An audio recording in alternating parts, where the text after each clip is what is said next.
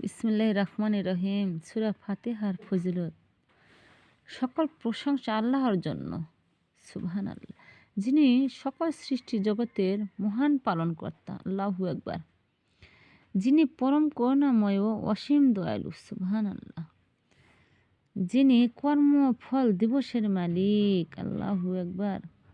আমরা কেবল আপনারই ইবাদত করি এবং আপনার কাছেই সাহায্য প্রার্থনা করি, সুবহানাল্লাহ।